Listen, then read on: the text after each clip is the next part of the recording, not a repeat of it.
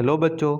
तो हम कक्षा छठी के साइंस का लेसन 1 कर चुके और अब हम उसके क्वेश्चन आंसर करते हैं। तो देखिए पहला क्वेश्चन क्या है, क्या सभी जीवों को एक ही किस्म के भोजन की आवश्यकता होती है? क्या सभी जीवों को एक ही किस्म के भोजन की आवश्यकता होती है? तो क्या करना आपको वीडियो से ये इसका उत्तर आंसर इसका लिखना है।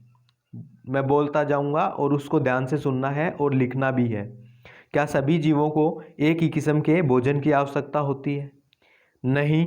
इसके उत्तर में लिखना है नहीं, सभी जीवों को एक ही प्रकार के भोजन की आवश्यकता नहीं होती है। सभी जीवों को एक ही प्रकार के भोजन की आवश्यकता नहीं होती है। कुछ जंतु जो पादप खाते हैं उन्हें शाकाहारी जंतु कहते हैं। कुछ जंतु जो पादप खाते हैं उन्हें शाकाहारी जंतु कहते हैं। कुछ जंतु जो जंतु खाते हैं उन्हें मांसाहारी जंतु कहते हैं। कुछ जंतु जो जंतु खाते हैं उन्हें मांसाहारी जंतु कहते हैं। और कुछ जंतु जो पादप और जंतु दोनों खाते हैं उन्हें सर्वहारी जंतु कहते हैं। उन्हें सर्वहारी जंतु कहते हैं।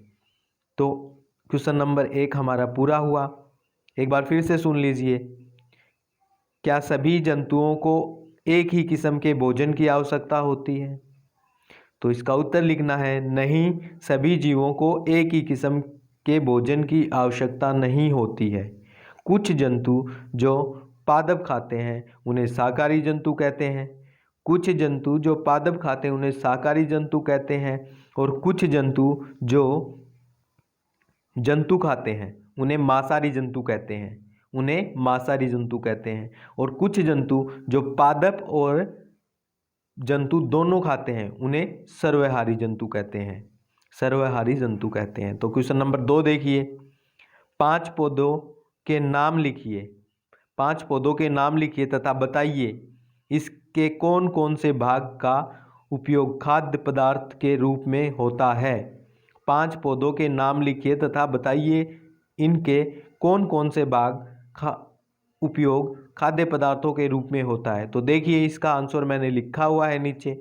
तो 5 ऐसे पौधे हमने लिख दिए, सेब, आम, आलू, गाजर, पालक। और इनके कौन से भाग खाने के काम में आते हैं ये साइड में लिख दिया है। सेब का फल, आम का फल, आलू का तना और गाजर का जड़, पालक का पत्ता। तो क्वेश्चन नंबर 2 को आप कर लेंगे। अब तीसरा देखिए।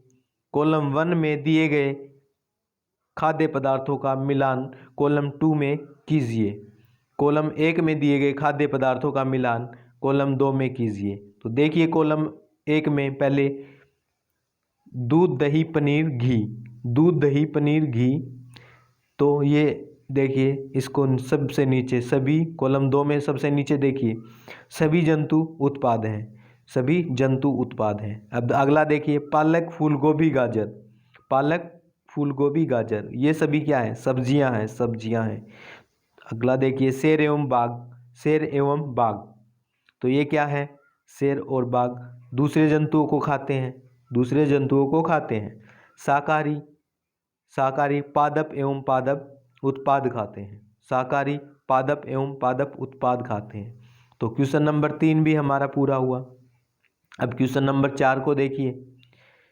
तो क्वेश्चन नंबर 4 में दिए गए शब्दों के रिक्त स्थानों की पूर्ति कीजिए। दिए गए शब्दों के रिक्त स्थानों की पूर्ति कीजिए।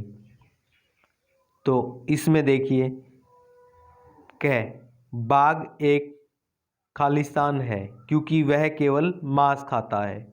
बाघ एक खालिस्तान है क्योंकि वह केवल मांस खाता है। तो क्या है बाघ?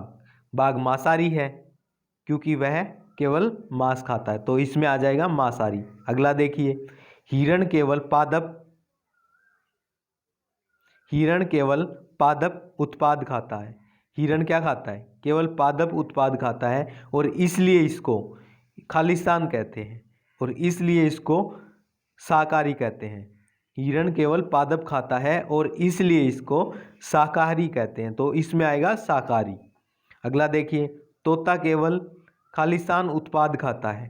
तोता केवल खालिस्तान उत्पाद खाता है। तो तोता क्या खाता है? पादप उत्पाद खाता है। इसमें आएगा पादप। अगला देखिए, जो खालिस्तान हम पीते हैं, जो खालिस्तान हम पीते हैं वह प्राय गाय, भैंस या बकरी से प्राप्त होता है, इसलिए यह जंतु उत्पाद है। जो खालिस्तान हम पीते हैं, इसमें क्या आएगा? दूध आएगा।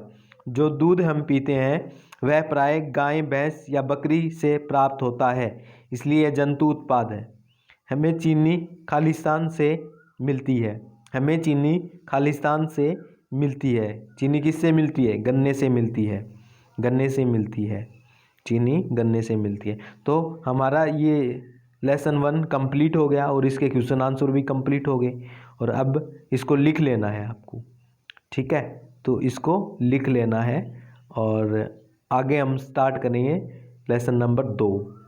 और आपके जितने भी आसपास आपके क्लास के बच्चे हैं उनको भी वीडियो के लिए आप बोलें ताकि वो भी अपनी स्टडी कर सकें।